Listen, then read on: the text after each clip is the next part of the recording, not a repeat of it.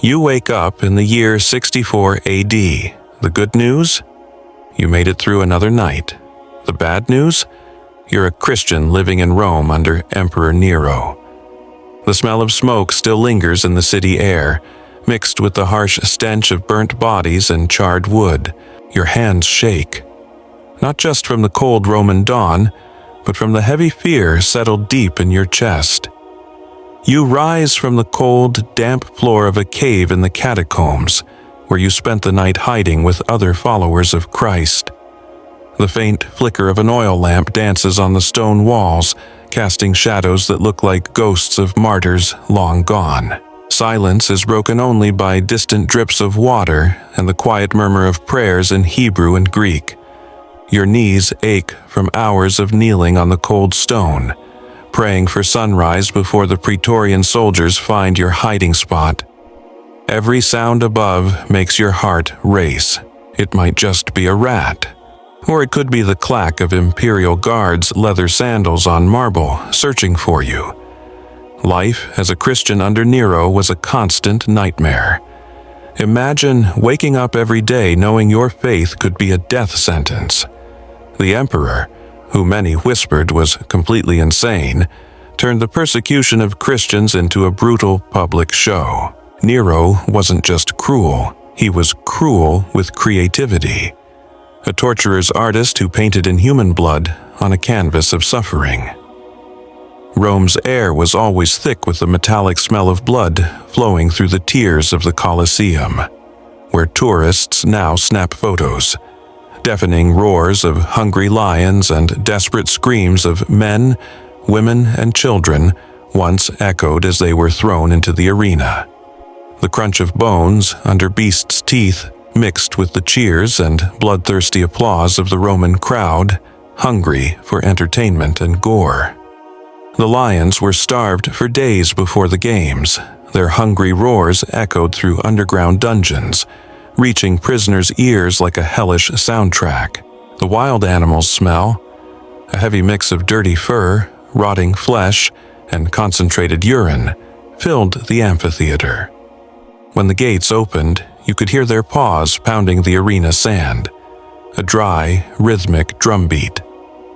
You could smell the acrid mix of urine and sweat from fear soaking the clothes of Christian prisoners packed into dark underground cells before being led out to die. Food was scarce, often just hard, rock-like bread and filthy water, if there was any at all. Hands were always dirty with earth and blood, whether digging tunnels to hide or carrying the bodies of brothers who didn't survive the torture. The cells were pits of despair, 20 people crammed into spaces barely fit for 5. The air was so thin, some fainted trying to breathe. The walls wept foul moisture that dripped constantly onto the prisoners. There were no latrines, only overflowing buckets, forming pools of waste mixed with blood from open wounds. Roman soldiers had a refined cruelty when dealing with Christians. They didn't just kill them. They made a spectacle out of their deaths.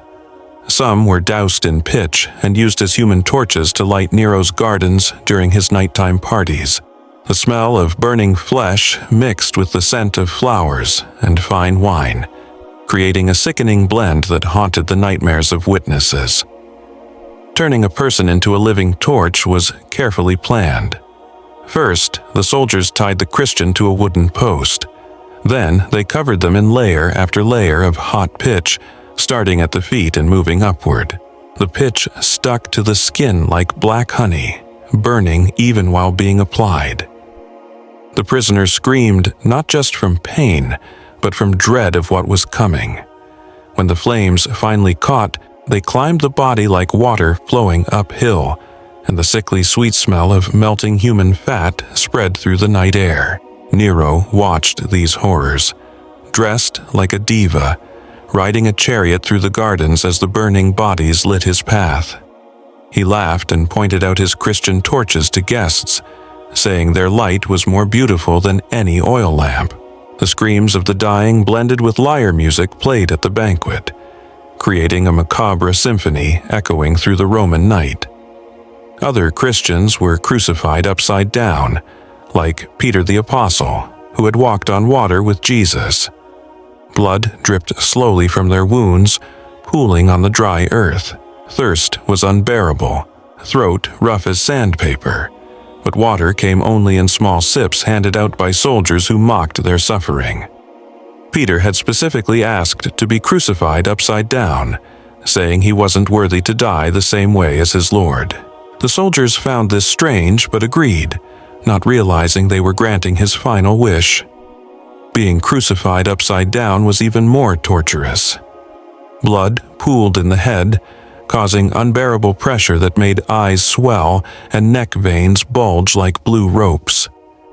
Breathing became almost impossible. Every breath was a desperate fight against gravity. Peter spent hours in that position, praying aloud for his executioners, asking God to forgive them. His voice grew hoarse and weak until it was barely a whisper. And then silence. Paul of Tarsus, the great apostle who brought the message of Christ to the Gentiles, was beheaded on a cold morning. The sound of the blade slicing through the air before meeting his neck echoed like silent thunder. His final thoughts were prayers of forgiveness, even for those carrying out the execution. As a Roman citizen, Paul was entitled to a more dignified death than crucifixion. Beheading was considered a privilege reserved for nobles. The executioner who carried out Paul's sentence was a seasoned veteran of the legions, a man who had severed hundreds of heads on battlefields across the empire. Yet, something about Paul's calm disturbed him deeply. The apostle didn't beg for mercy, didn't cry, didn't try to run. Instead, he knelt quietly, murmured a prayer in Hebrew, and bowed his head in simple reverence.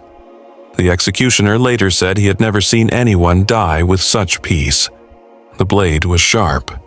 Paul felt no pain, but that image stayed with the executioner for the rest of his life. The catacombs where you now hide are a rough, claustrophobic maze of tunnels carved into rock. The air is heavy and stifling, filled with the sickly sweet smell of decomposing bodies buried in the walls.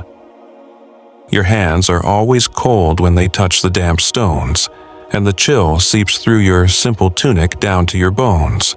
These catacombs stretch for miles beneath Rome, an entire underground world where the living coexist with the dead. The tunnels were originally quarries, but Christians turned them into cemeteries and later into hiding places. The walls are dotted with niches where bodies were laid to rest, wrapped in simple linen cloth. Some tombs bear primitive Christian symbols carved into the stone: fish, anchor, dove, secret codes that identified Christ's followers even in death. To gather and worship, Christians had to meet in secret deep underground. Prayers were whispered like deadly secrets, since any loud sound could draw soldiers patrolling above. Communion was taken with hard bread and sour wine, but every sip and bite was sacred, felt with tears of both gratitude and fear. Services in the catacombs were surreal. Dozens squeezed into dark chambers lit only by a few oil lamps, casting ghostly shadows. The floors were always damp, and the faithful knelt on cold stones that bruised their knees until they bled. Children wept quietly in their mothers' arms, who rocked them nervously while constantly watching the tunnel entrances. Christian leaders spoke in codes. Jesus was the shepherd, Rome was Babylon, soldiers were wolves. Even prayers were full of metaphors meant to confuse any spies who might infiltrate. The Lord's Prayer was whispered so softly it sounded more like a collective breath than prayer. When they reached "Deliver us from evil," voices trembled with emotion because everyone knew evil had a name and an address: Nero on the Palatine Hill. The Great Fire of Rome had been a terrible turning point. For 6 days and 7 nights, flames devoured the city like a ravenous beast. The heat was so intense it melted bronze and cracked marble. Nero, the emperor said to have played the lyre while Rome burned, needed someone to blame for the people's rage. The fire started one July night near the Circus Maximus, and spread with terrifying speed through narrow streets and wooden buildings. The roar of the flames was deafening, like 1,000 dragons breathing at once. The fire climbed over rooftops like giant orange fingers, reaching the sky and turning night into a false red dawn. The wind carried glowing embers for miles, spreading the fire to places once thought safe. The smell of burning wood mixed with that of human and animal flesh, creating a toxic cloud that blanketed the city. People ran through the streets like panicked ants, carrying whatever they could save. Children were separated from their parents in the chaos, their cries lost amid the roaring flames. Rivers choked with bodies, some drowned trying to escape, others suffocated by thick smoke. The air was so hot that people fainted just from breathing.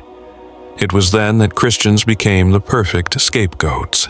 Nero spread rumors that Christians had started the fire, that their secret rituals involved burning offerings to their god.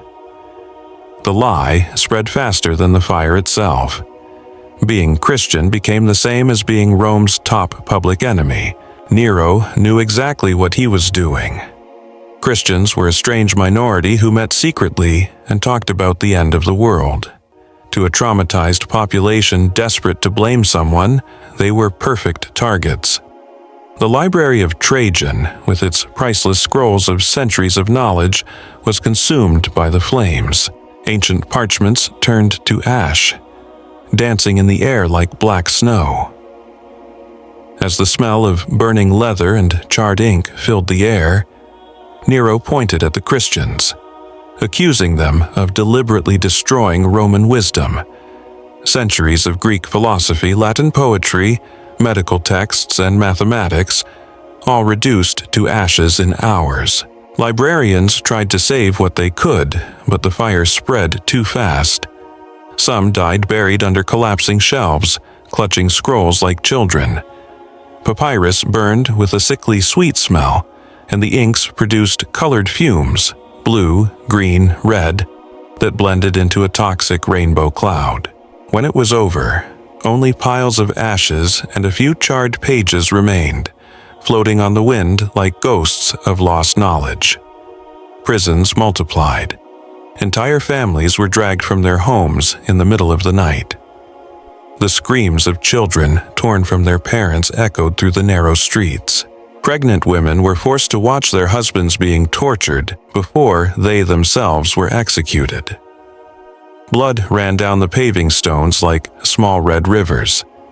After each public execution, the soldiers developed specific tactics to capture Christians. They studied behavior patterns, learning to spot signs. A group gathering secretly at night, families who didn't join pagan festivals, people who made the sign of the cross when they thought no one was looking, slaves who whispered prayers in foreign tongues.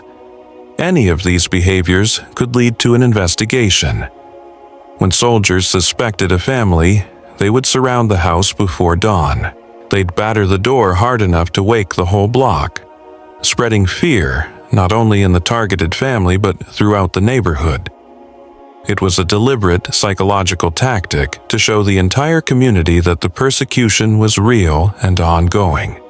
James, John's brother, was one of the first apostles to die. The sword that cut off his head was specially sharpened for the occasion. The executioner practiced the motion several times before delivering the fatal blow. The metallic sound of the blade being tested on a whetstone echoed through the square like a funeral bell. James had been arrested in Jerusalem by order of King Herod Agrippa, who wanted to please the Jewish religious leaders, who saw Christians as a dangerous sect. James's execution was a public event. Crowds gathered to watch, some curious, others celebrating. The apostle was forced to walk through the streets of Jerusalem wearing heavy chains while the crowd shouted insults and threw stones and waste.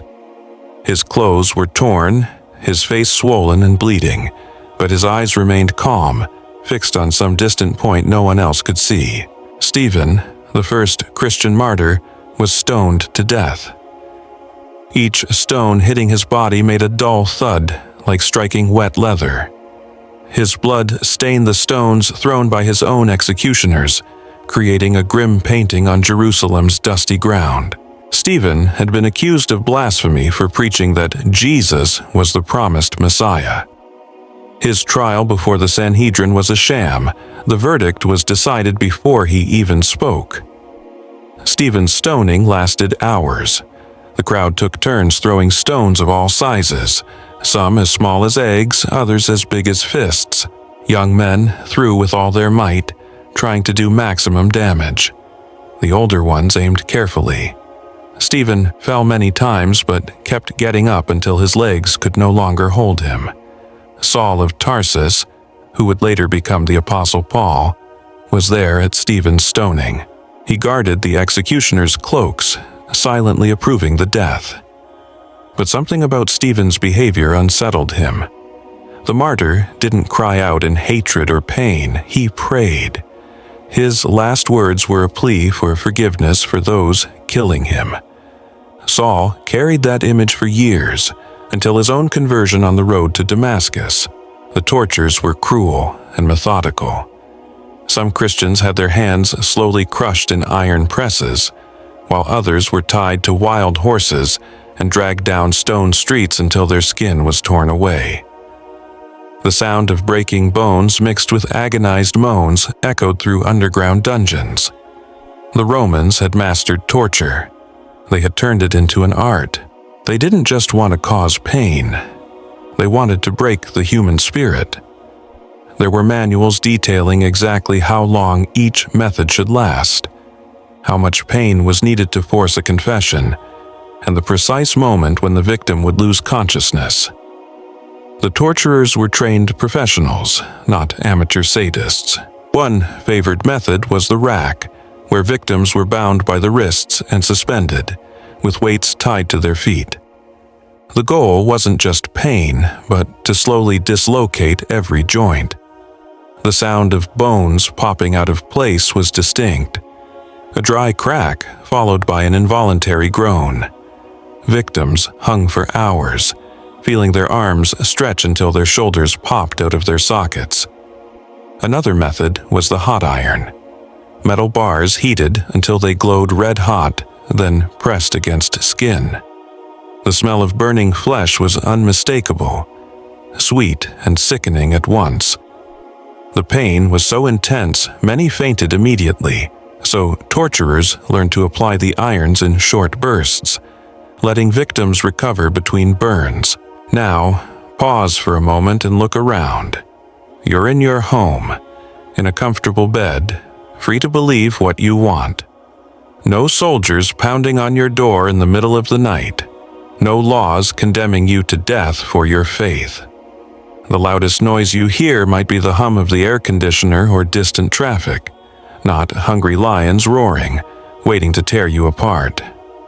Your fridge is full of fresh food. When you're thirsty, you just turn on a tap, and clean, drinkable water flows freely. When you're cold, you adjust a thermostat. When you're sick, you visit a doctor and get life-saving medicine. When you want to gather with people who share your beliefs, you simply go to church, temple, mosque, or any place of worship openly and without fear. Think about how simple these freedoms are. You can buy a Bible at any bookstore, download apps with translations in dozens of languages. You can watch services online. You can discuss religion on social media. You can question, doubt, change your mind, explore different spiritual paths, all without fear of persecution, prison, or death. The religious freedom you enjoy today was paid for with the blood of countless people, like those early Christians. Every Sunday you go to church without fear. Every prayer you say out loud, every Bible you read freely, were won by those who chose death rather than renounce their faith. Imagine having to whisper your prayers. Imagine hiding your Bible. Imagine not being able to talk about your beliefs with your own children for fear they might be tortured into revealing information. Imagine having to pretend, worship gods you don't believe in, and take part in rituals that go against everything you hold dear, just to survive another day. Think about the last time you complained about something small: the slow Wi-Fi, the traffic, the food that took too long to arrive. Now compare that to the reality of living hidden in cold, damp catacombs, whispering prayers in fear of being discovered and publicly executed. Compare your worries to having to decide if it's worth risking your life just to attend a service. But those early Christians were more than victims. They were giants of courage. Imagine the inner strength it took to keep the faith when every day could be your last. Imagine a love so deep for their beliefs that they'd rather be torn apart by lions than deny what they believed. Their courage wasn't the absence of fear. It was acting despite fear. Though they trembled like any normal person, they chose to stand strong. They wept when loved ones were dragged off to prison.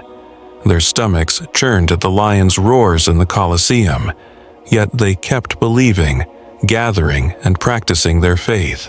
They developed complex secret communication systems, discrete symbols carved into stone, whispered passwords, networks of mutual aid that worked like a primitive underground internet.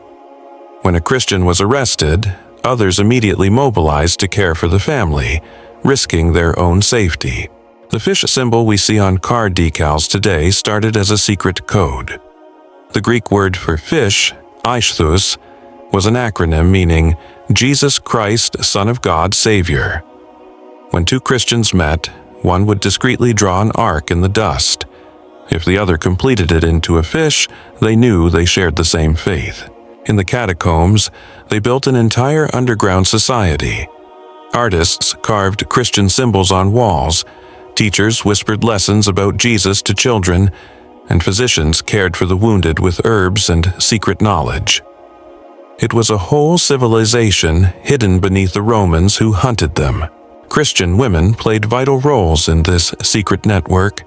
They drew less suspicion from soldiers, often serving as messengers. They hid scrolls and sacred texts inside baskets of food or laundry. Some had access to wealthy homes where they hid fugitives. Others used their social connections to bribe guards or gather intelligence about planned persecutions. Lydia, a dealer in purple cloth mentioned in Paul's letters, turned her home into a secret hub for Christian activities. She used her trade routes to move fleeing Christians between cities, hiding them among her goods. Her wealth let her bribe corrupt officials and buy supplies for hidden communities. Their courage was almost supernatural.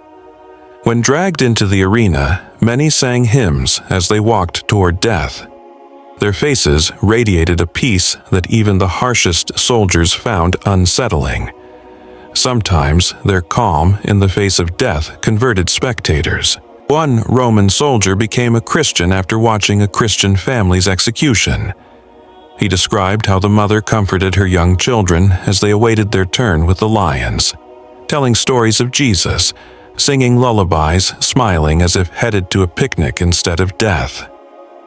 The soldier said he'd never seen such peace on a human face. They turned their persecution into a powerful testimony. Every public death silently showed the strength of their faith. Every drop of blood planted curiosity in the hearts of watching Romans. Ironically, the more Nero persecuted them, the more Christianity spread. Nero's strategy failed because he fundamentally misunderstood Christian faith. He thought Christianity, like other religions, relied on fear and superstition, sustained by force. He didn't realize he was facing something different, a love-based faith that grew stronger through suffering. Every public execution was a silent sermon. Christians faced death differently than other prisoners. They didn't curse their executioners, they prayed for them. They didn't cry out in despair, they sang hymns. They didn't beg for mercy, they offered forgiveness to a society used to violence. This was deeply unsettling. Christian women showed a special, lasting courage. A young mother thrown to savage beasts helped her inexperienced executioner position his sword correctly at her neck, showing more compassion for him than he showed for her. Blandina, a young Christian slave, endured unimaginable tortures for hours, praying for her torturers until her last breath. Perpetua kept a diary during her final days in prison, describing her dreams, prayers, and goodbyes. Most touching was her concern for her breastfed baby. She prayed God would care for the child and that they'd be reunited in heaven. On execution day, she kissed the parchment with her last words and gave it to a fellow prisoner to keep safe. Blandina, physically fragile, amazed everyone with her endurance. Torturers tried every method to make her renounce her faith. They hung her on a cross before wild animals, but the beasts refused to touch her. They placed her in a heated iron chair until it glowed, yet she kept praying. Finally, they wrapped her in a net and threw her to a wild bull. Even then, she whispered prayers until the very end. These first Christians forged a legacy of peaceful resistance that would echo through the centuries. They proved that deep convictions can survive even the harshest attempts to wipe them out. They showed that love can be stronger than hate. Even when hate had soldiers, lions, and the power of an empire on its side, their resistance wasn't political, it was spiritual. They didn't take up arms, didn't plan revolts, didn't plot assassinations. Their only weapon was their faith. Their only defense was their conviction. Their only strategy was love. And it worked. Not right away, and not without terrible cost, but it worked. And the story was just beginning, because while Nero thought he was destroying Christianity, he was actually forging something far more powerful. A faith tested by fire, strengthened by suffering, and purified by persecution.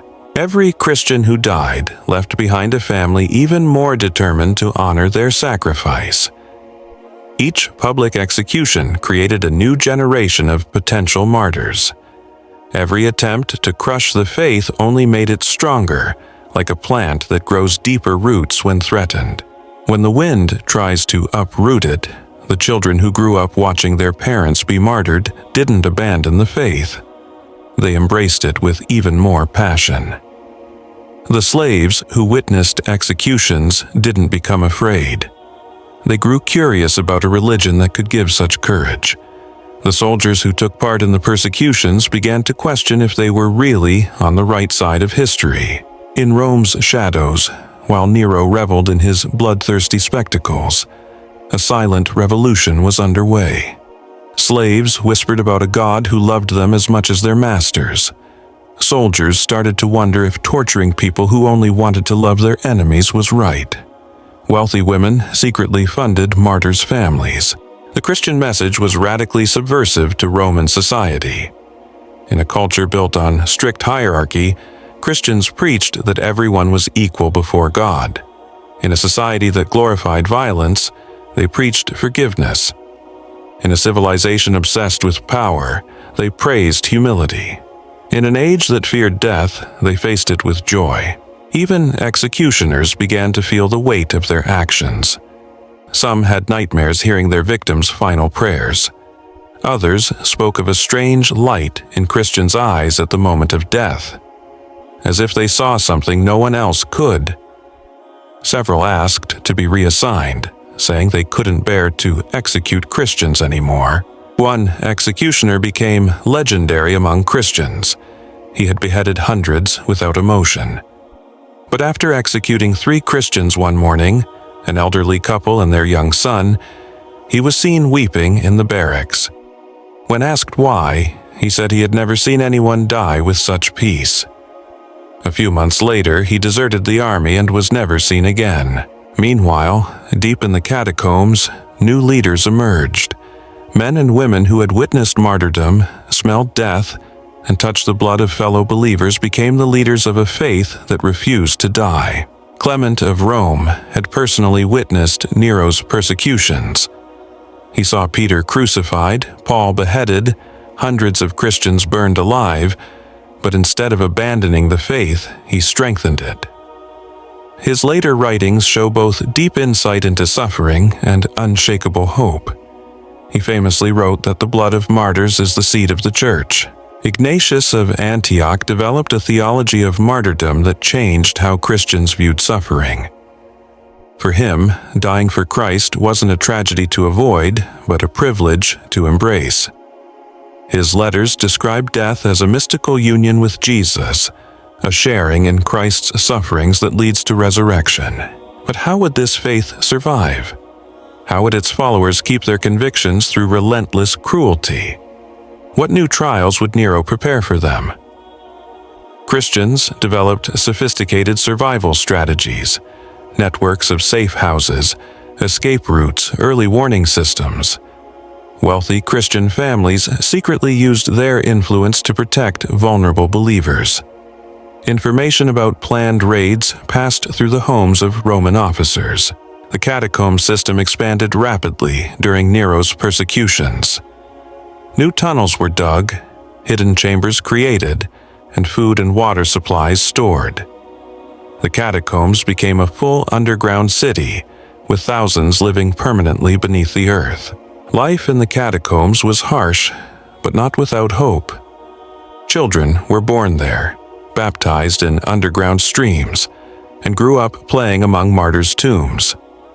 There were schools where they learned to read from biblical scrolls, workshops where artisans crafted religious objects, even small gardens in caverns that received filtered sunlight. Pause and think. When was the last time you truly had to fight for something you believed in? When was the last time you had to choose between what was right and what was easy, between your convictions and your safety? We live in a time when our worst persecutions may be negative comments online or criticism at work, where our biggest hardships might be slow Wi-Fi or a long grocery line, where our bravest act could be speaking up in a WhatsApp group.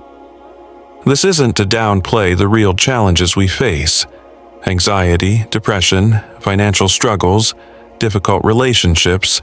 They are real sufferings. But there's a fundamental difference between what we face and what those early Christians endured. We have choices, resources, and support. When you feel persecuted or misunderstood, you can get professional help. You can change jobs, move, cut toxic relationships. You have freedom of speech protected by law. You have internationally recognized human rights. Those Christians had none of this. Their only choice was to deny their faith and live, or keep it and die, and yet many chose death, not out of despair, but out of love. Love for their beliefs, love for their God, even love for those who persecuted them. It's humbling to realize how much we complain about minor annoyances when people like them faced the unimaginable with such dignity. It's moving to see how they found strength where we sometimes find weakness. It's inspiring to know that ordinary human beings can carry that kind of courage. Think about how you react when someone disagrees with your political or religious views. Now imagine having to choose between denying those beliefs or being torn apart by lions.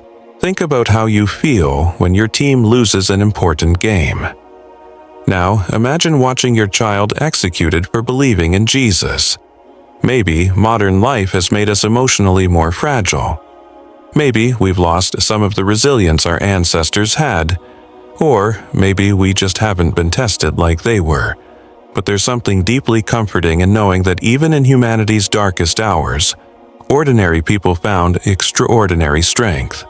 That faith, love, and hope can survive the worst attempts to destroy them, and that good can triumph over evil, even when evil holds all the power. The legacy of Nero's martyrs goes far beyond Christianity. They set an example of peaceful resistance that would inspire civil rights movements throughout history. Gandhi studied their lives. Martin Luther King Jr. drew courage from their example. Nelson Mandela found strength in their stories. But let's go back to those dark days when Rome was a city ruled by fear with a specific address. Nero wasn't just a cruel emperor, he was an artist of cruelty, composing symphonies of human suffering. His imperial gardens on the Palatine were scenes of horror that would make even the worst modern dictators look amateurish. Nero's banquets were spectacles where the line between entertainment and torture was deliberately erased. Imagine a feast where the main courses were served to the soundtrack of human screams, where wine flowed in golden goblets while Christian bodies burned like living lanterns, lighting up the guests' tables. The smell of roasted boar mixed with burning human flesh, creating a grotesque aroma that soaked into the fine clothes of Rome's nobles. Nero's guests were expected to show approval, applaud when Christians were thrown to the lions, laugh when children were ripped from their parents, toast when entire families were executed. Anyone showing even a hint of compassion or disgust risked becoming the next entertainment. It was a realm of psychological terror, where even the powerful lived in fear. In the dungeons beneath the Palatine, interrogations followed exacting rituals. Christian prisoners were first kept in total isolation for days, fed only dirty water and moldy bread. The goal was to break their mental resistance before the physical torture began. The cells were deliberately too small to stand or lie down fully, forcing prisoners into painful positions. Sound was used as a weapon. Drums pounded non-stop day and night in irregular rhythms to prevent sleep. Recorded screams from earlier executions echoed through the halls. The constant drip of water into metal containers made a deafening noise that destroyed prisoners' sense of time and reality.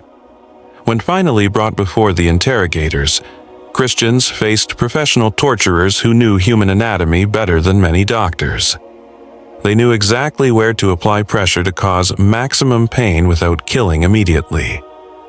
They used pressure points that caused unbearable agony and mastered sensory deprivation techniques that left victims completely disoriented. One of the cruelest tortures was called the conversation with the gods.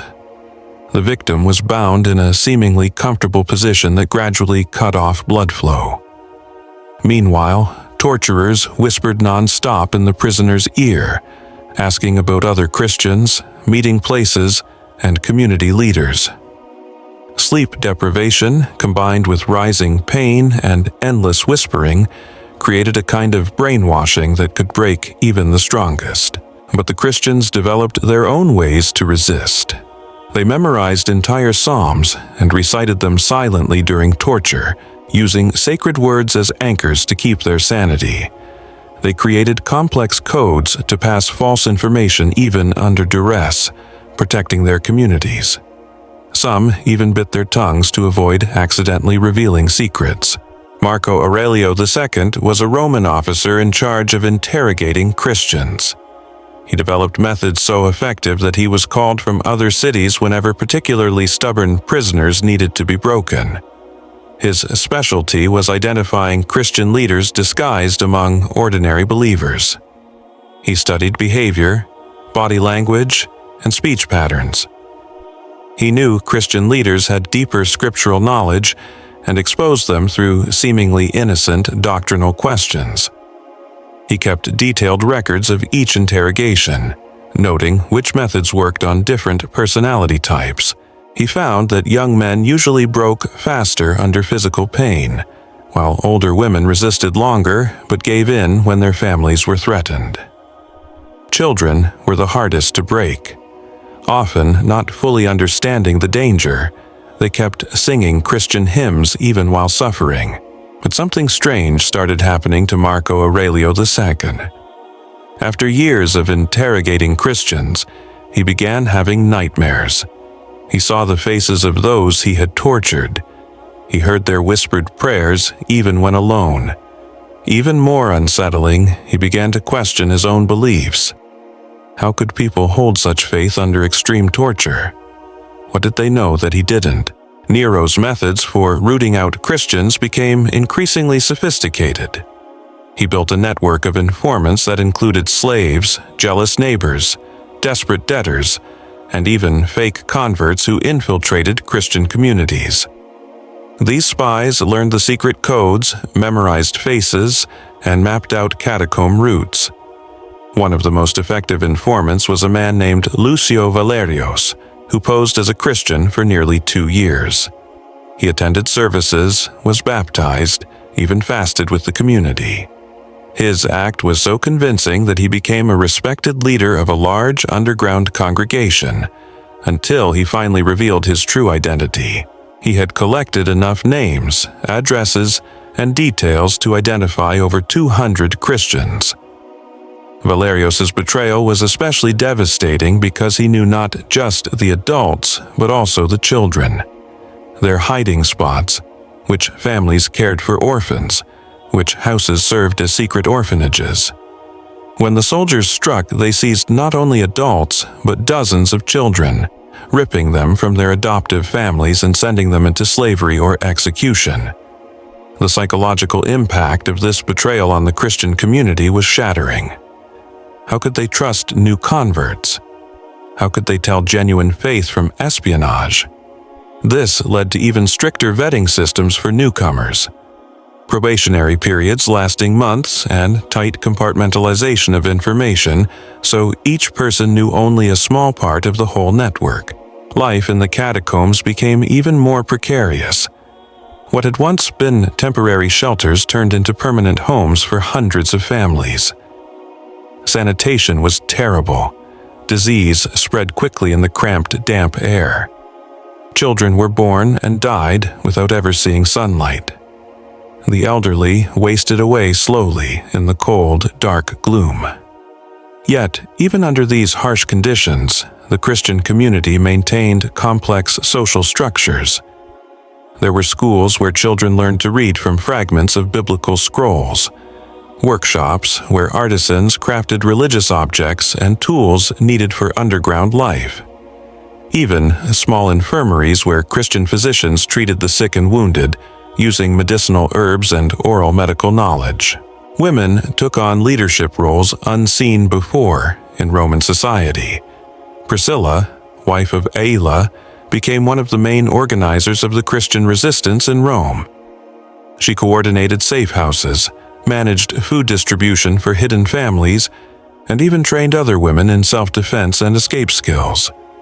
Her home became such an efficient operations center that it sheltered hundreds of Christians for months without detection.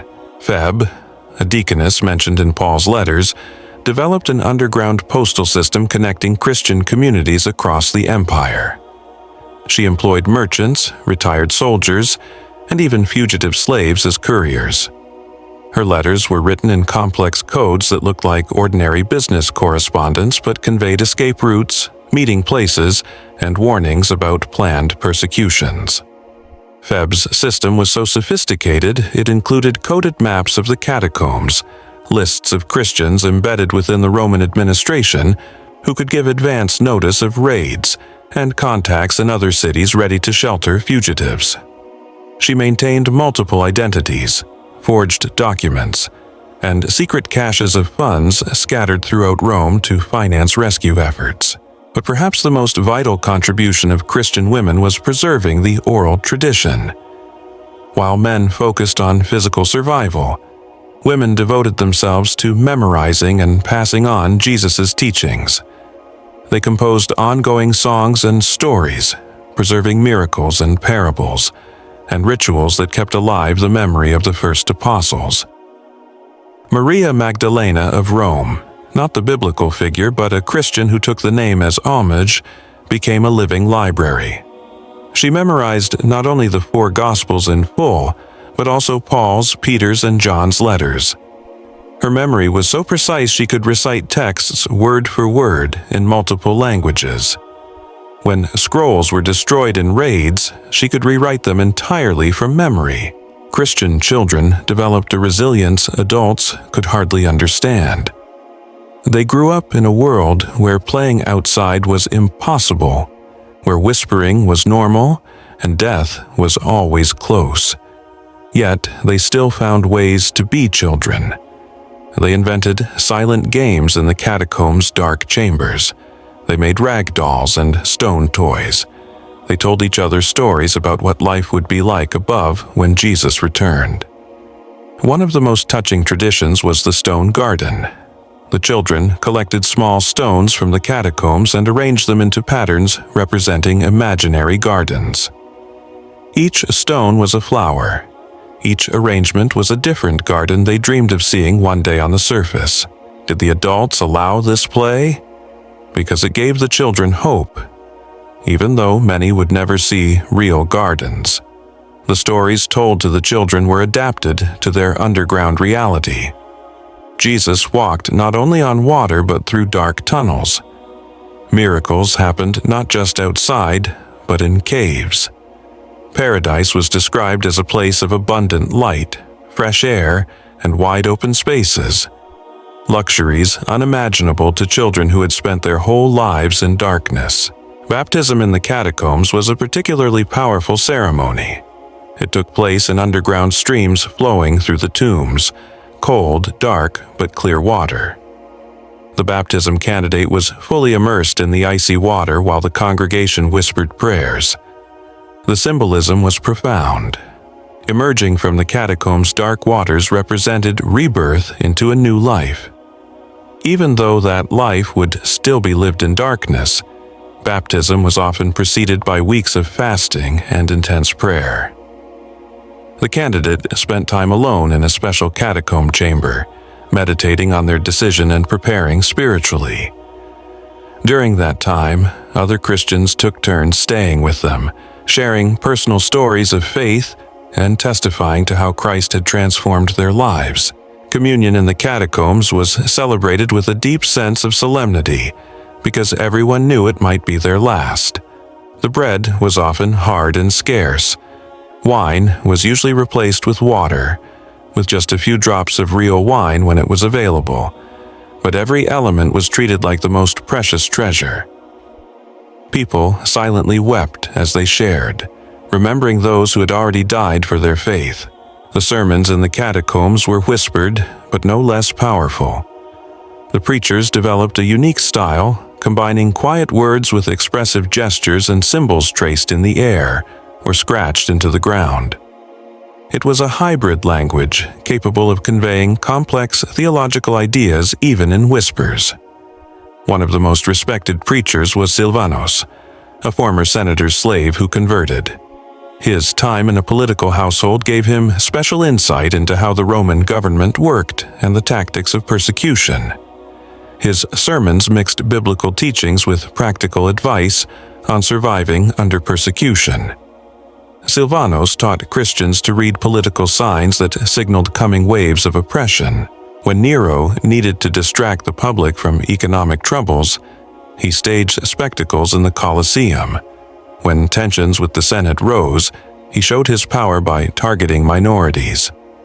When his own extravagance sparked protests, he blamed Christians for social problems. Recognizing these patterns helped Christian communities prepare and hide before raids. Nero's tactics to wipe out Christianity evolved as his initial brute force approach failed. He realized that public executions, while satisfying his bloodlust, also stirred sympathy for Christians among some Romans. So he turned to subtler, psychologically damaging methods. One new strategy was staging fake miracles. Nero hired magicians and illusionists to mimic Christian miracles, actors raising the dead, sleight-of-hand tricks multiplying loaves, and plants pretending to heal the sick. The goal was to discredit stories about Jesus by suggesting anyone could fake miracles with the right tricks. Another tactic was producing distorted versions of Christian teachings. Imperial scribes created documents claiming to be Jesus' words, but promoting total submission to the emperor, participation in pagan rites, and abandoning the Christian community. These fake texts were planted by infiltrators at Christian gatherings, sowing confusion and doctrinal splits. Nero also offered big financial rewards for anyone who denounced Christians. The sums were tempting for people struggling financially. A slave who betrayed a Christian master was immediately freed, plus paid gold. A debtor who exposed Christian creditors had debts wiped clean. A merchant reporting Christian customers got lucrative government contracts. This system bred widespread paranoia. Neighbors suspected each other. Families split over denunciations seen as a path to wealth. Long friendships broke over fears of secret Christian conversions. Rome became a city where trust was a rare luxury. Perhaps Nero's cruelest tactic was using Christian children as bait. Soldiers kidnapped known Christian kids and held them captive, knowing adults would reveal themselves trying to rescue them. When parents or others came forward, they were arrested on the spot. This method was especially devastating because it exploited Christians' natural love for children, a trait that set them apart in Roman society, where unwanted infants were often abandoned to die. Christians had built extensive childcare systems, adopting orphans and caring for abandoned children. Nero weaponized that compassion. On one recorded occasion, soldiers seized 12 Christian children and displayed them in cages in the Roman Forum, announcing they'd be freed if Christian leaders surrendered. Within 3 days, over 50 adults claimed to be leaders and demanded the children's release. All were executed, and the children were sold into slavery. Stories like this spread quickly through secret Christian networks, creating painful moral dilemmas. How to protect the children without destroying the community. How to resist emotional blackmail without abandoning Christian values of love and sacrifice. These struggles sparked intense theological debates that shaped early Christian teachings on martyrdom and resistance. Executions in the Colosseum also grew more psychologically sophisticated. Nero hired playwrights to script performances where Christians had to act out mythological scenes that ended in real death.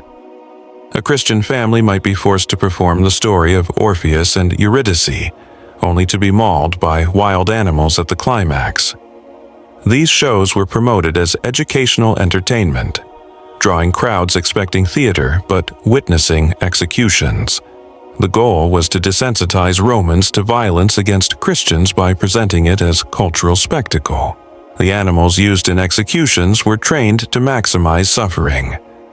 Lions were starved just enough to be ravenous but not weak. They were trained to attack in ways that prolonged agony. Bears were provoked with spears to increase their ferocity. Bulls had sharpened objects attached to their horns to cause more grievous wounds. Animal behavior experts studied these beasts to engineer fights between them in the arena, adding chaos and intensifying terror for human victims. These methods were formalized in manuals shared across the empire's amphitheaters, but not all executions were public.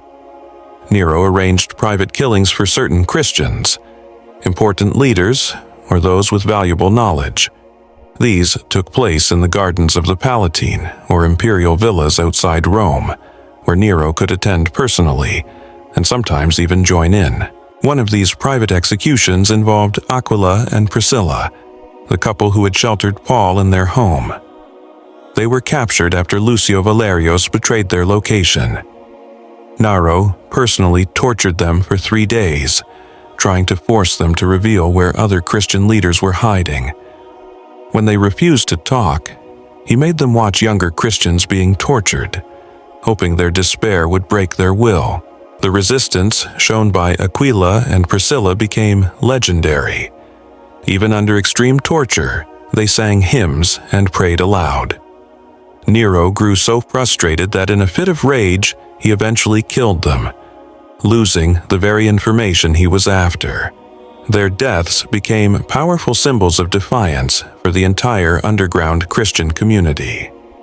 The interrogation methods developed during Nero's persecutions were later adopted by other emperors and set the standard for religious persecution throughout history.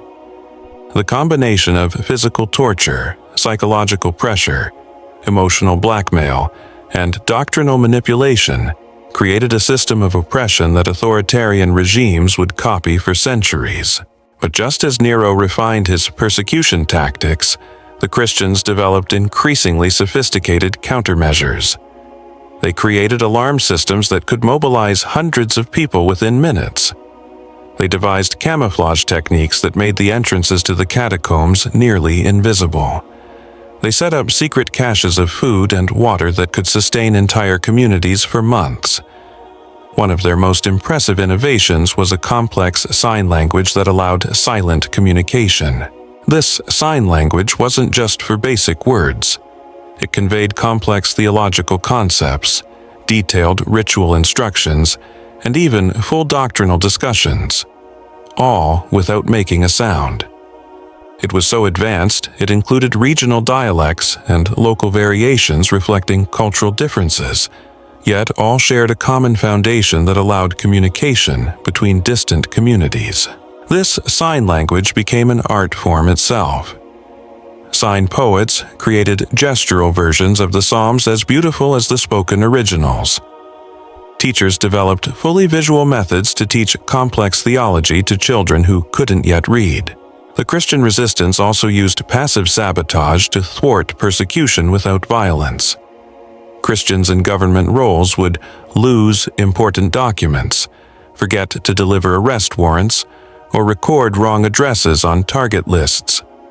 Secret Christian soldiers tipped off fugitives or showed up late to raids on purpose. Christian scribes working inside imperial archives subtly altered official records, changing names, addresses, and birth dates to protect believers. They even created entirely fake identities for Christians in hiding, complete with official papers that showed them as loyal Roman citizens with made-up life stories. Christian doctors developed ways to fake illnesses that made torture too risky. They taught believers how to mimic symptoms of epilepsy, leprosy, or dementia, causing torturers to hesitate before attacking. These methods were passed down orally and considered sacred community secrets. Christian merchants built trade networks that funded resistance efforts. They used established routes to transport fugitives, hiding them among goods or posing them as servants or slaves. Many merchants sacrificed large profits to help fellow believers, sometimes losing entire fortunes if caught. Female resistance deserves special recognition. Christian women formed support networks alongside male leaders. They coordinated medical care, child education, preservation of sacred texts, and intelligence gathering. Their meetings were disguised as everyday domestic activities, embroidery, weaving, cooking, to avoid suspicion. Joanna de Cusa, a wealthy woman said to have been healed by Jesus personally, used her fortune to build a network of safe houses across the empire. Her wealth allowed her to buy properties in key locations, bribe corrupt officials, and finance rescue missions. She personally helped over 500 Christians escape during Nero's harshest years. Lydia, the purple cloth merchant mentioned in Scripture, turned her trade into a resistance operation.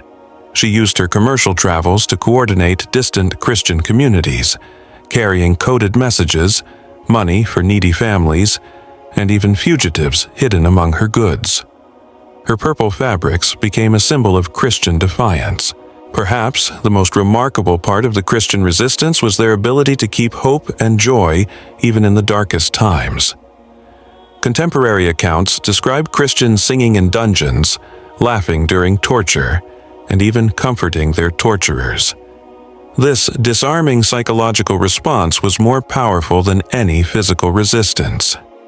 The Christians' joy in persecution was their strongest weapon because it was utterly baffling to Roman minds. How could people be happy while being tortured? How could families celebrate while their loved ones were executed? This paradoxical joy made many Romans question their own beliefs, and in some cases convert, even among the persecutors.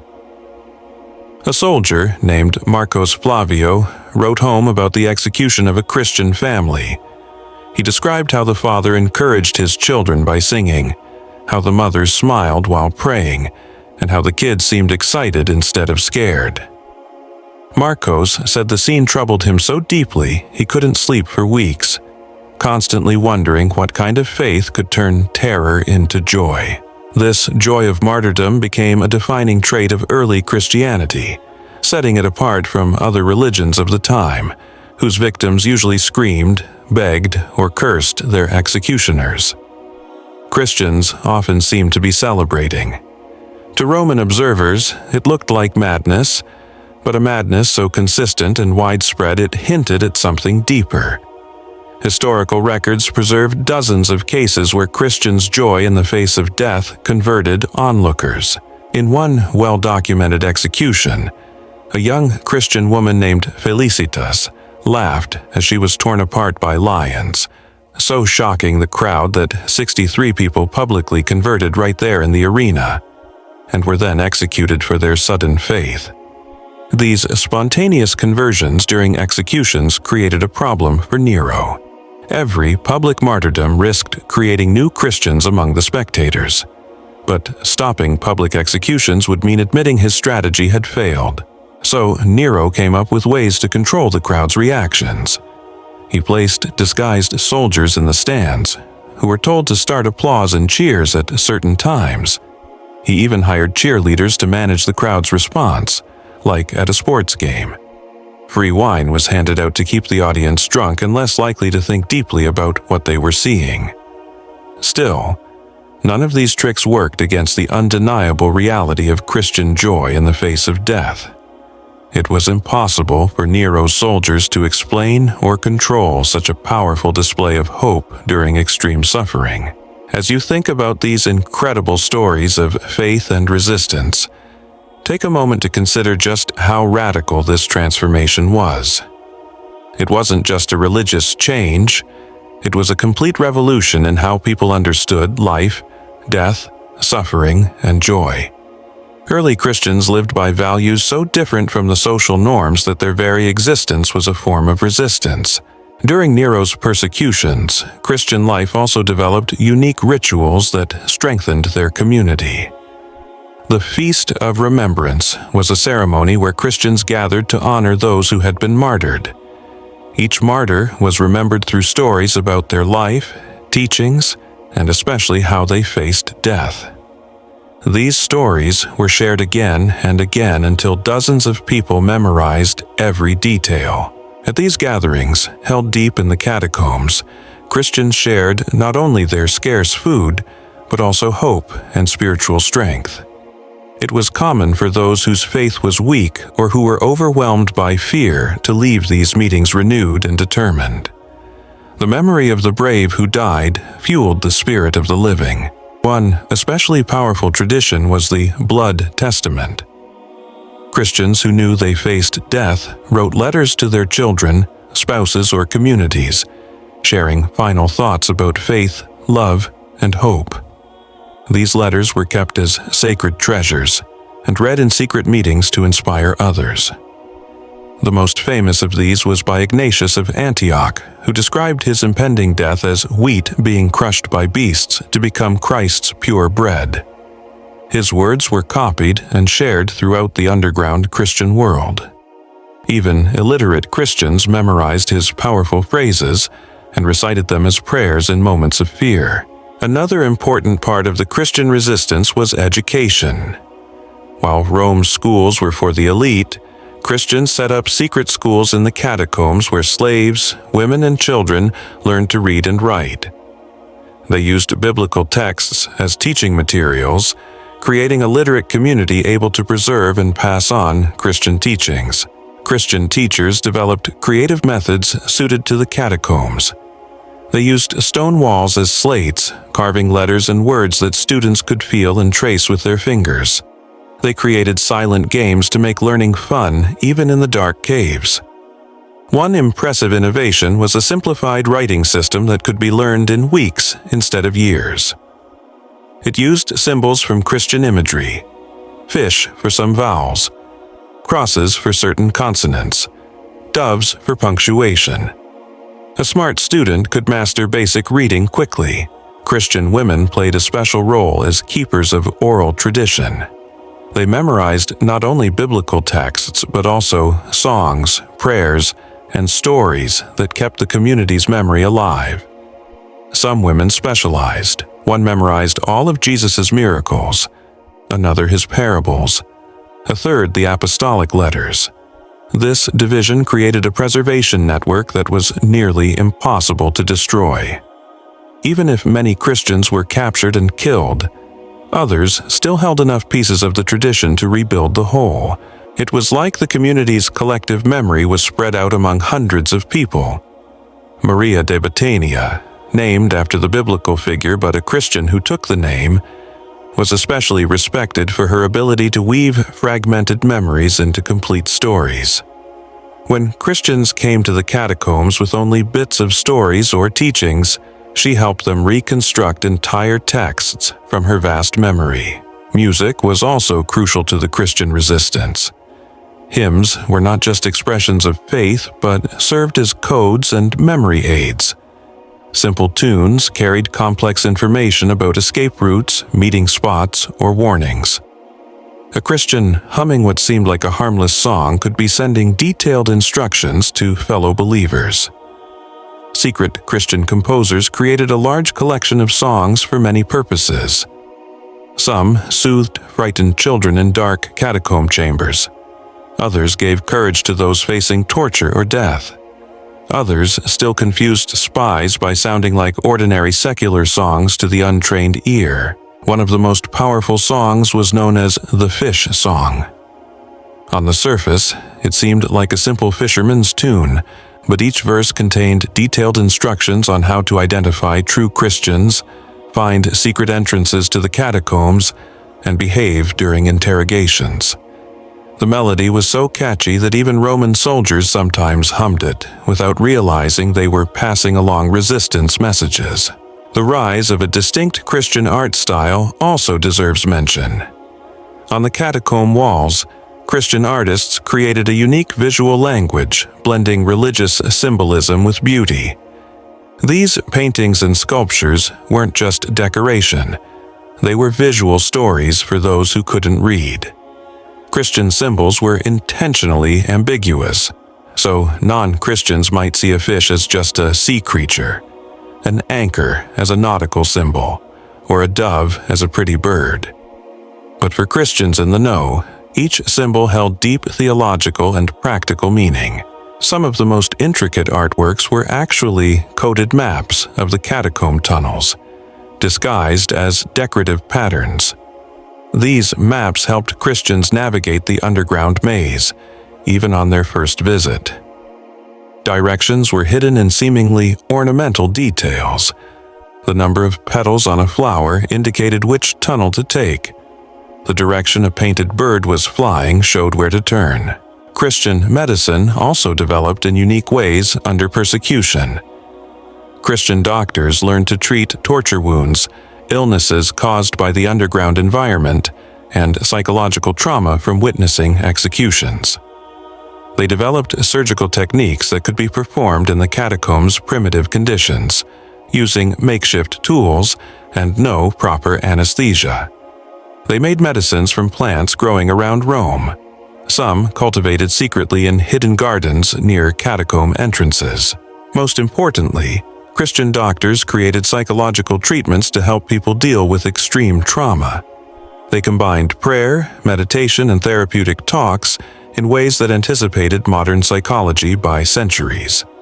Their methods were so effective that even non-Christians sometimes sought their help. Dr. Luca Medicos, his adopted Christian name, became legendary for healing broken hearts, helping those who had witnessed family executions find ways to keep living. His treatments included secret mourning rituals, silent breathing exercises, and meditation techniques that turned painful memories into spiritual strength. Orphaned children were a special concern for the Christian community. When parents were executed, other Christian families immediately adopted the children despite the increased risk of being discovered. This created an extraordinary support network where no Christian child was ever truly alone. The adoption system was so organized that sometimes children were adopted even before their parents were captured. When a family sensed danger, they secretly entrusted their children to other Christian households, hoping to protect them from execution or slavery. These adoptions created a generation of kids raised by multiple families, forming especially strong bonds with the Christian community as a whole. Many of these children grew up to be remarkable leaders in the next generation. One particularly notable child was Marcos Orphanos, Marcos the orphan, whose parents were executed when he was only 6. He was raised by 7 different families in the catacombs, each teaching him different skills. As an adult, he became one of the most effective Christian leaders of his time, combining medical knowledge, artistic talent, language skills, and strategic insight learned from his many fathers. The catacombs also had an alternative economy worth noting. Christians built a fully separate system from the Roman one. They created their own coins, trade networks, and even basic banks that could transfer money between distant Christian communities. Christian coins were small metal or wooden discs, engraved with religious symbols used as currency within the catacombs.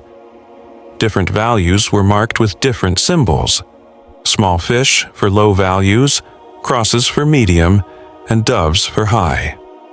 This system allowed trade without using Roman coins that could be traced. Christian merchants set up secret trade routes linking communities across the empire. They moved goods, people, messages, and funds. Some traders gave up large personal fortunes to keep these networks going, seeing their work as sacred service rather than profit. The primitive Christian banking system relied entirely on trust and shared faith.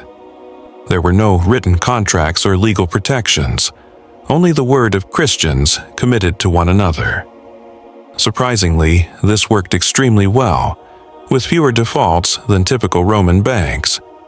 Wealthy Christian women played special roles as bankers of the resistance. They used their personal wealth to fund rescue missions, bribe corrupt officials, and keep emergency supplies of food and medicine. Some sold family jewels, property, and even freed their own slaves to support the community's survival. Flavia Domitilla, niece of Emperor Domitian, secretly funded Christian activities for years before being discovered. She used her imperial connections to get advance warnings about planned persecutions, allowing Christian communities to hide before raids. When she was finally exposed, her life was spared because of her family status. She was exiled rather than executed, but her property was seized and given to informants. The long-distance communication methods developed by early Christians were surprisingly sophisticated. They created code systems that allowed complex messages to be passed along by illiterate messengers. These codes used physical objects, specific combinations of stones, knots and ropes, or arrangements of flowers that only initiated Christians could understand. One of the cleverest techniques involved weaving patterns into everyday fabrics. Christian couriers carried cloths that looked decorative but actually contained detailed, coded messages woven into the threads. An embroidered towel could hold full instructions for a rescue mission, while a cloak with a certain pattern could warn of imminent danger. These systems were so effective that information could travel from Rome to Christian communities in Asia Minor within weeks, much faster than official Roman channels. Often, the secret Christian network learned about major events before local authorities even got official word. Christian resistance also used smart disinformation tactics to confuse persecutors. Literate Christians forged documents that suggested their communities were in entirely different regions. They planted false information about membership numbers, leadership, and future plans.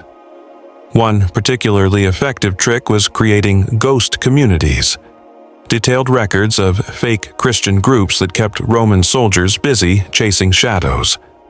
While officials hunted these non-existent groups, real Christian enclaves got precious time to reorganize and hide. Christian scribes even infiltrated government archives and subtly sabotaged investigations by changing official records, altering dates, names, and addresses in arrest warrants, inventing fake identities for Christians on the run, and sometimes making entire documents about anti-Christian operations disappear. The psychological impact of Christian resistance on Roman soldiers was deep and lasting. Many soldiers developed what we would now call post-traumatic stress disorder after carrying out executions of Christians. The radically different way Christians faced torture and death challenged everything the soldiers believed about human nature. Medical reports from the time describe soldiers suffering from uncontrollable shaking, chronic insomnia, and recurring nightmares. Some said they heard voices, the last whispered words of forgiveness from their victims. Others developed physical aversions to violence and became unfit for duty. A centurion named Gaius Maximus wrote to his wife about his own mental struggles. He described how he went from seeing Christians as dangerous criminals to feeling pity for them, and finally to admiring their courage. His last letters reveal a painful conflict between his military duties and growing respect for those he was ordered to kill. Several soldiers deserted to avoid executing Christians, and others asked to be transferred to remote posts where they wouldn't encounter Christian communities. Some even sabotaged their own missions by arriving late for arrests or losing torture equipment. Conversions of Roman soldiers to Christianity became a serious problem for the empire. When discovered, converts were executed not just for religious betrayal, but also for desertion. And these executions were particularly brutal, as Nero wanted to discourage further defections.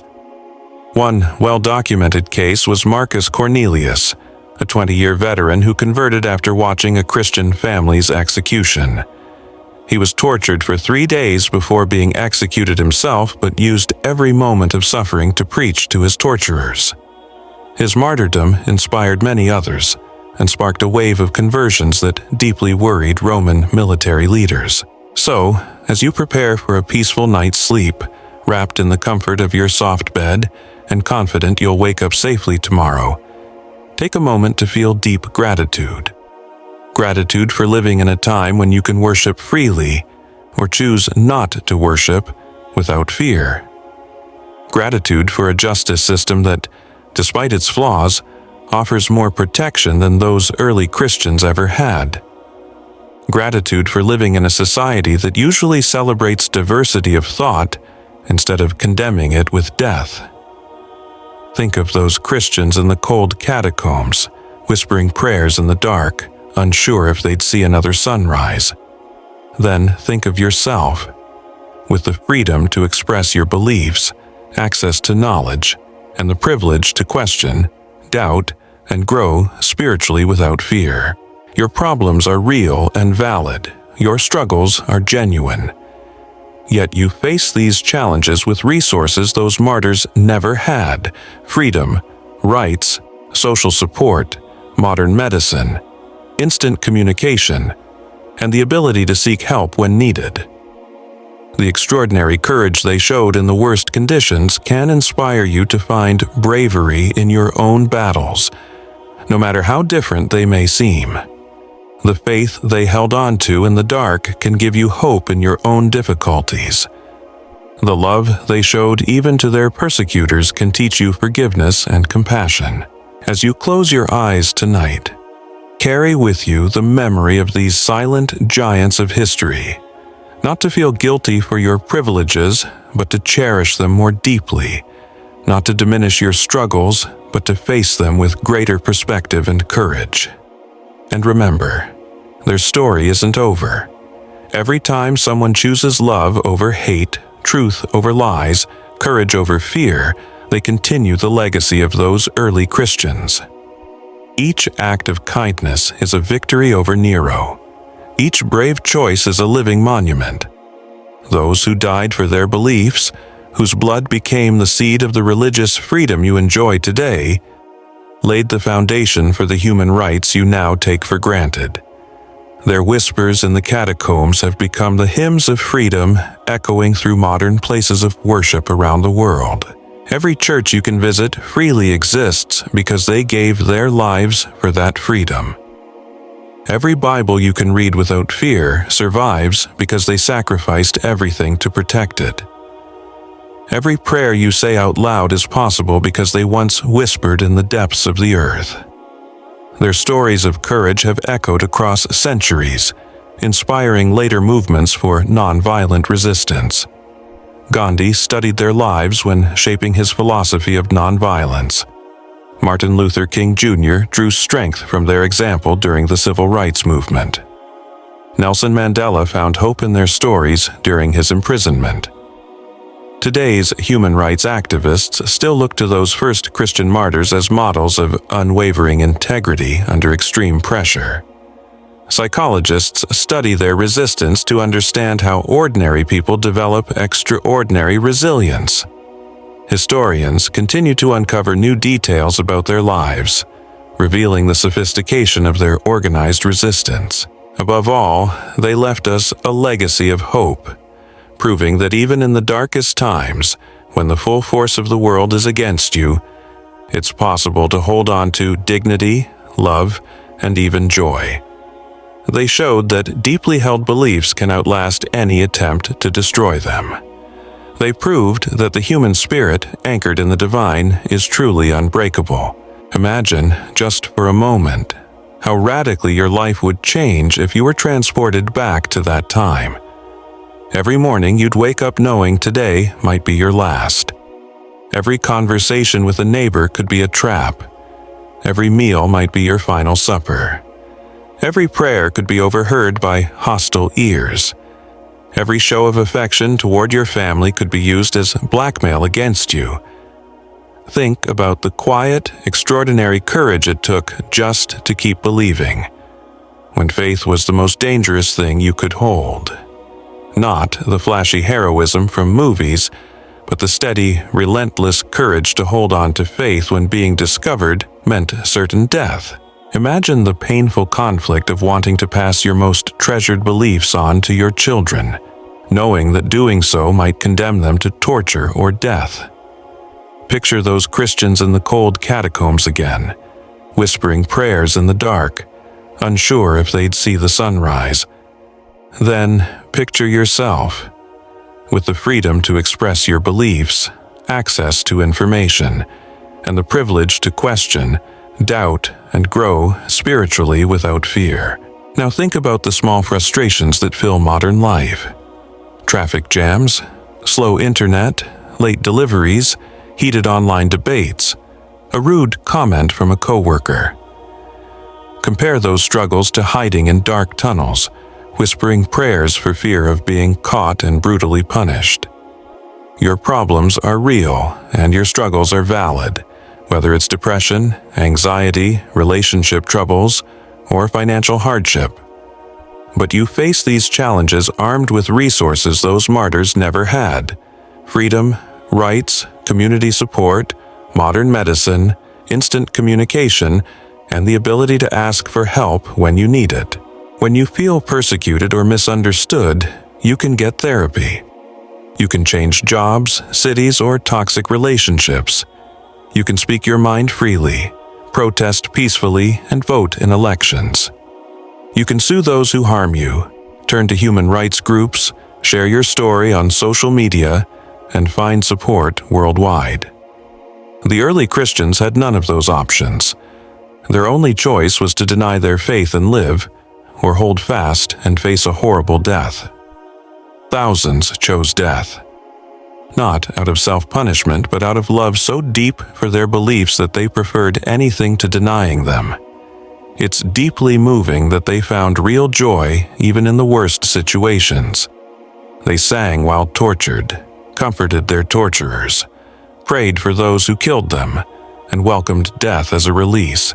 Their response was so unlike anything the Romans understood that it often converted onlookers on the spot. Their extraordinary courage can inspire you to find strength in your own very different struggles. The faith they held on to in the darkness can give you hope through your trials. The love they showed even to their persecutors can teach you forgiveness and compassion. But maybe the greatest lesson from the Christian martyrs is about what true happiness really means. In a culture that often equates happiness with comfort, security, and pleasure, they showed that real joy can exist apart from outside circumstances. They weren't naive or unaware of suffering. They knew pain, fear, and loss, but they discovered something that could sustain them through anything. A connection with the divine that made even death meaningful, even beautiful. This wasn't just for saints. Ordinary people, slaves, women, children, found extraordinary strength through shared faith. As you close your eyes tonight, carry with you the memory of these silent giants of history, not to feel guilty about your privileges, but to appreciate them more deeply, not to minimize your struggles, but to face them with greater perspective and courage. And remember, their story isn't finished. Every act of love over hate, truth over lies, courage over fear continues their legacy. Every act of kindness is a victory over Nero. Every brave choice is a living memorial. Their blood became the seed of the religious freedom you enjoy today. Their sacrifice became the foundation of the human rights you take for granted. Their whispers in the catacombs became the anthems of freedom, echoing through modern places of worship around the world. Sleep peacefully, knowing you inherit incredible courage. Rest easy, for others paid the price for your freedom. Dream with gratitude, because your life proves their sacrifice was not in vain. The story goes on, and you're part of it. Sleep peacefully, knowing you're heir to extraordinary courage. Rest soundly, because others paid the price for your freedom. Dream with gratitude, for your life is living proof their sacrifice was not in vain. When you wake tomorrow morning, in your comfortable bed, in your safe home, free to plan your day without fear, take a moment to remember those who never had that freedom. And maybe, just maybe, let that gratitude inspire you to use your freedom in ways that honor their sacrifice. The story continues, and you are part of it. Every day you live freely, every act of kindness you choose, every moment of courage you show, you're writing the next chapters of a story that began in the dark catacombs of Rome, with ordinary people who chose something extraordinary. And if you listen closely in the shadows of history, you can still hear their whispered prayers. Now, a symphony of freedom echoing through the centuries, reminding us that love always wins over hate. No matter how powerful hate seems, before letting these courageous souls rest in our memory, it's worth diving deeper into what life was really like back then. Because only by fully understanding their suffering can we truly appreciate the magnitude of their courage. A Christian's daily life during Nero's persecutions was a non-stop exercise in paranoid vigilance. You woke before dawn, not because of an alarm, but because fear wouldn't let you sleep. Your ears stayed sharp for the sound of soldiers' sandals on stone streets, harsh voices, or the metallic clang of armor drawing near. Each morning started with a tough choice: leave the relative safety of the catacombs to find food and information, or stay hidden and risk starvation. This wasn't theoretical, it was brutal math. Food supplies underground were limited, and someone had to go above to keep the community alive. Christians developed complex signals visible from a distance to communicate safety or danger. A piece of red cloth hanging from a certain window meant soldiers had been spotted nearby. A pile of stones, arranged in a particular way, meant it was safe to come closer.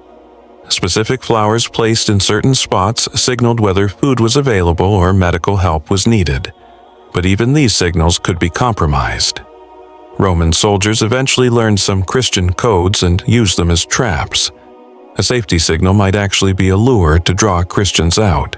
This added layers of paranoia. How could anyone know if a signal was real or a trap? The answer was double and triple check systems, both brilliant and exhausting. A safety sign was only valid if accompanied by 2 other signals in the right order.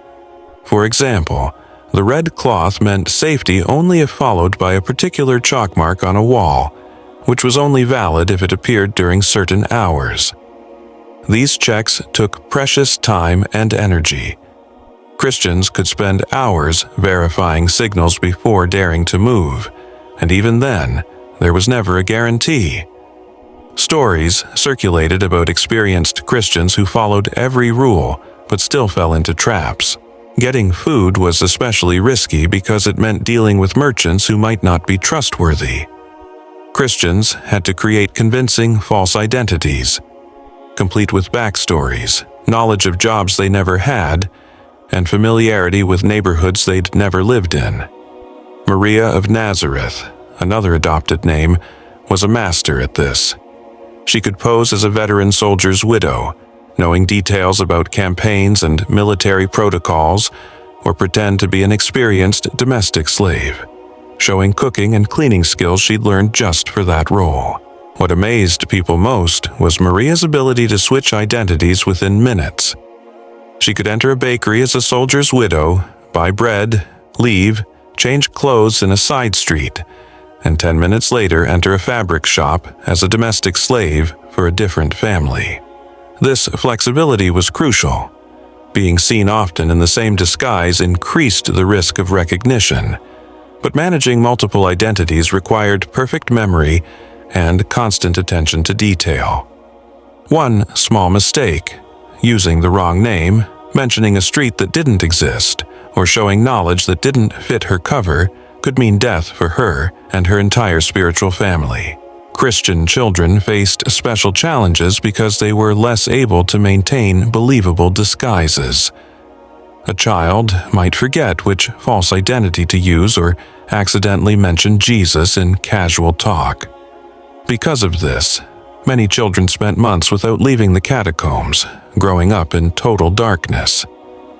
These kids developed a distinctive pale complexion recognizable to trained eyes. Roman soldiers learned to watch for that catacomb pallor. Skin so translucent from lack of sun that it raised suspicion when seen above ground. To fight this, Christians developed primitive tanning methods using herbal teas that temporarily darkened skin. They also made ointments that mimicked dirt and wear from outdoor life. Children who had to leave the catacombs were carefully prepared to look like they'd spent time outside. One of the most heartbreaking parts of life underground for Christian children was how it affected their normal development. Kids raised entirely in the catacombs often developed vision problems from living in constant darkness. Some never learned to judge distances properly because they'd only known confined spaces. Others developed irrational fears of open areas once they finally made it to the surface. But those same kids also gained extraordinary skills that ordinary children never had. They could navigate complete darkness using just their sense of touch and hearing. They moved silently through rocky tunnels without making a sound. Their memories were exceptional because they relied entirely on oral tradition for learning. A boy known as Samuel of the Stones, an adopted name since he was literally born in the catacombs, became famous for his ability to mentally map complex tunnels. He could explore a new section once, and then draw accurate maps from memory. His skill was so valuable that Christian leaders sent him ahead as an explorer to map out new areas before groups moved in. Samuel didn't see sunlight until he was 12. When he was finally brought to the surface during an emergency, daylight temporarily blinded him, and he had to wear eye coverings for weeks while adjusting. Even after getting used to sunlight, he still preferred the familiar darkness of the catacombs. Christian women faced extra dangers because, if captured, they could be sold as sexual slaves. Roman soldiers often kept women alive for this cruel purpose, knowing it caused terrible psychological torture for Christian men who had to watch, powerless. To protect themselves, many women adopted disguises to look deliberately unattractive. They cut their hair unevenly, wore disheveled clothes, and sometimes applied substances that caused temporary rashes or skin issues. The goal was to appear sick or undesirable to reduce the risk of sexual assault. Rebecca of the Well, another adopted name because she managed the water supply for a part of the catacombs, developed a particularly effective technique. She used an herbal mixture that caused a rash resembling leprosy, but disappeared after a few hours. Her method was so successful she taught other women, creating a kind of medical disguise school underground. Perhaps the most psychologically devastating part of Christian life under Nero's persecutions was the constant need to choose between saving yourself and saving others. When soldiers captured a Christian, they often offered freedom in exchange for information on other Christians. This pressure wasn't a one-time thing. It lasted days or weeks with cycles of torture and false promises. Roman torturers were experts at finding each victim's emotional weak spots. They studied reactions to see if a person cared most about their spouse, children, parents, or friends, then focused pressure there. A father might be forced to watch his daughter tortured, with the promise that the torture would stop if he revealed other Christian families' locations. These tactics created moral dilemmas that still trouble theologians today. What should a Christian do when forced to choose between saving their own child's life and saving unknown Christian families? How do you balance the instinct to protect loved ones with the responsibility to protect the wider community? Some Christians developed mental strategies to cope. They memorized false information to give under torture. Addresses of empty houses, names of people who didn't exist, escape plans leading soldiers into dead ends. The goal was to give torturers enough info to satisfy them temporarily without risking real Christians. But keeping these convincing false details straight under extreme torture required incredible mental training. Paul of Memory, an adopted name reflecting his extraordinary memory, created complex, internally consistent false stories about fake Christian communities, complete with names, family ties, and detailed personalities. When captured and tortured, he confessed these fake stories so convincingly that Roman soldiers spent months searching for people and places that never existed. The cruelest part was that torturers often knew the info was false but kept torturing anyway, to break the victim's spirit. They wanted not just information, but total psychological submission, turning Christians into broken people who renounce their faith not from fear of pain, but from utter despair. Some of the harshest tortures were psychological. Captured Christians were forced to watch executions of fellow believers over and over, day after day, until the constant exposure to death destroyed their will to resist. It was a form of brainwashing through repeated trauma. Others were kept in total sensory isolation. No light, no sound, no human touch, not even a sense of time. Food and water were given irregularly to prevent routine.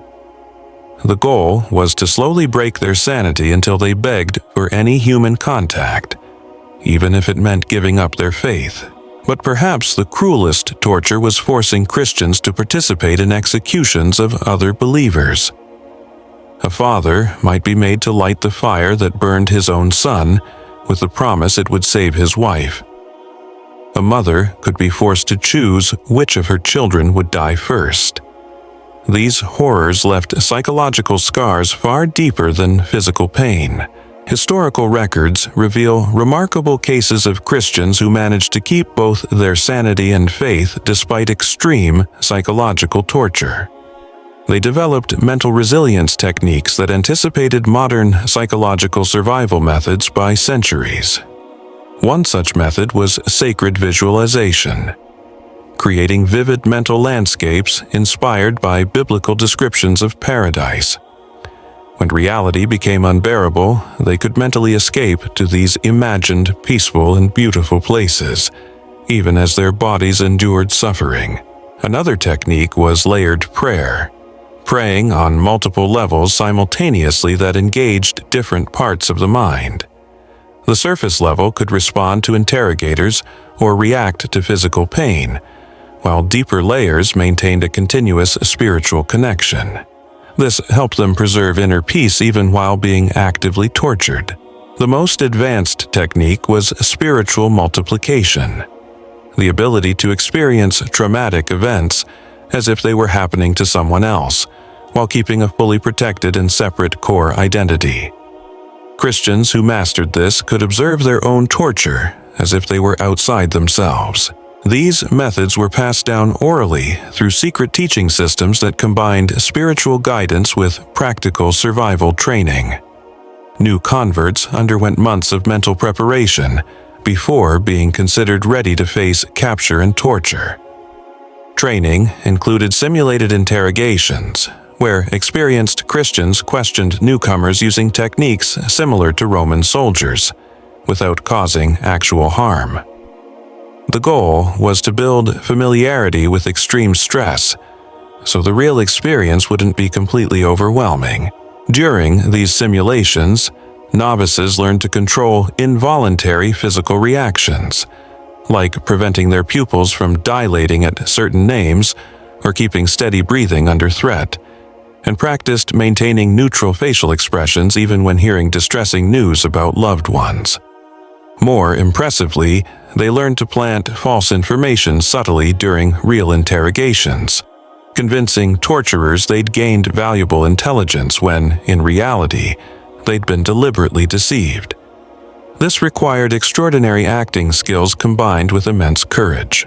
The underground Christian educational system was so advanced it included specialization in different resistance areas. Some focused on escape and evasion, others on secret communication and codes. Some became experts in creating false identities, while others mastered psychological survival techniques.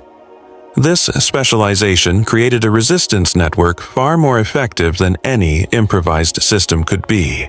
If a Christian escape expert was captured, communication specialists quickly alerted all relevant communities. When a false identity specialist was arrested, code experts changed communication methods to prevent further breaches. What makes this even more extraordinary is that this entire network was developed and maintained by ordinary people, merchants, slaves, homemakers, artisans, without formal military training or strategic education.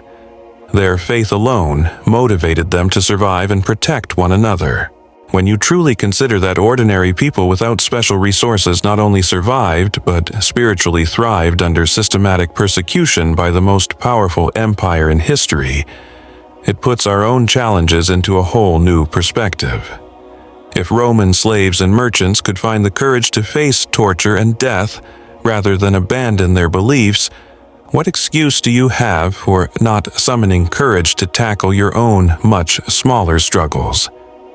If women and children in the catacombs could hold on to hope and joy despite living in constant terror, what reason do you have to let far more comfortable circumstances rob you of your peace? They had no therapy, no medication, no legal protections, and no recognized human rights. They had no internet to find support groups, no self-help books, no educational resources. All they had was shared faith and a mutual determination to stay true to their core values. Yet, they not only survived, they changed the world. Their influence eventually converted the very empire that persecuted them. Their ideas about human dignity, universal love, and peaceful resistance laid the foundation for modern Western civilization. So, as you settle into your bed tonight, surrounded by comforts those early Christians could never have imagined, let their incredible stories of courage inspire you to find your own strength in the much easier circumstances of your modern life. Take a moment to think about the small rituals that kept those Christians going through their darkest days. In the catacombs, they created intimate ceremonies that turned ordinary moments into sacred ones. Sharing scarce water became a profound act of communion. Breaking stale bread turned into a celebration of life. Whispering a prayer into the ear of a frightened child was an act of resistance against the entire machinery of Roman hatred. They developed their own spiritual calendars, not marked by official Roman festivals, but by the anniversaries of their loved ones' martyrdoms. On the day Peter was crucified, they fasted and prayed in silence. On Paul's death anniversary, they shared stories of his missionary journeys. Every tragic date became a celebration of courage, every loss a spiritual victory. Their memorization skills were so advanced that some could recite entire biblical texts word for word. Even under extreme stress, they created songs and rhythms that made large portions of Scripture unforgettable. A mother might lull her baby to sleep by whispering the entire Gospel of John as a lullaby. Children learned the Bible before they could even walk properly. Their first toys were small stones, arranged to represent biblical stories. 12 stones for the disciples, 5 for the loaves and fishes, 3 for the days in the tomb. What seemed like simple games were actually sophisticated tools for teaching theology.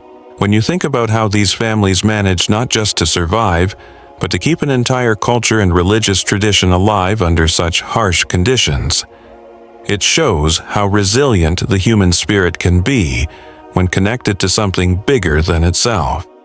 They preserved and passed on a full heritage of knowledge, values, and practices, without libraries, formal schools, or any educational infrastructure. And here you are, with instant access to more information than anyone in history ever had. You can learn anything, anytime, with a tap on a screen. You can connect with like-minded people anywhere in the world. You can find support, encouragement, and wisdom in just a few clicks. You can freely express your opinions and find communities that share them. But with all these resources and opportunities, have you ever developed convictions so deep you'd be willing to die for them? Have you found something you believe so fully that no threat could make you give it up? Do you hold principles so central to who you are that losing everything would be better than compromising them? These aren't questions to judge yourself, but to invite reflection on what truly matters in your life. Because those early Christians discovered something modern culture often forgets. Having something worth dying for makes life richer and more meaningful. They found a purpose so clear and love so deep that even the worst circumstances couldn't steal their fundamental joy. This wasn't naive denial of suffering. It was a mature understanding that the human spirit holds something that transcends any outside hardship. Maybe that's the most important lesson they can teach us today. Not that we should seek suffering or martyrdom, but that we should seek deep convictions and authentic connections that make life, even a hard one, profoundly fulfilling. You don't have to face lions to be brave. You don't need to live in catacombs to have deep faith.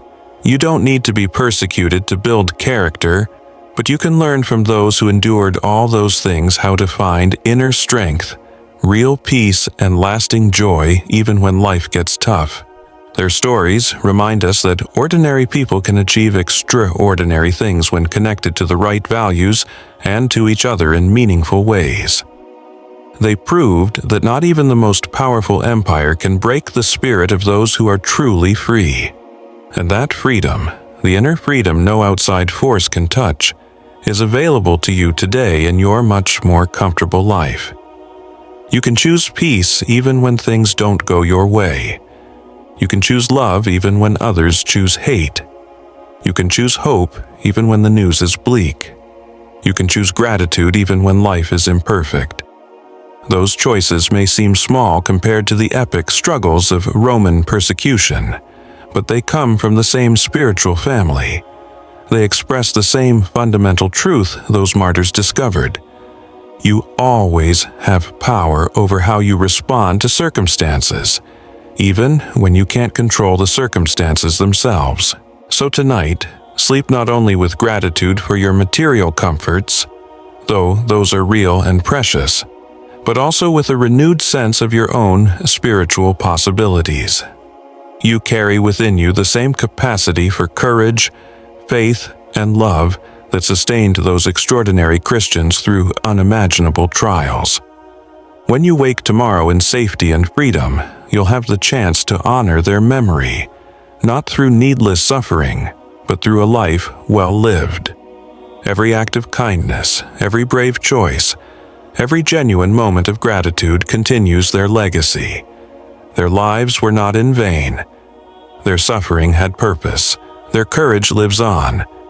And through your free and privileged life, their story is still being written, one gentle, grateful choice at a time.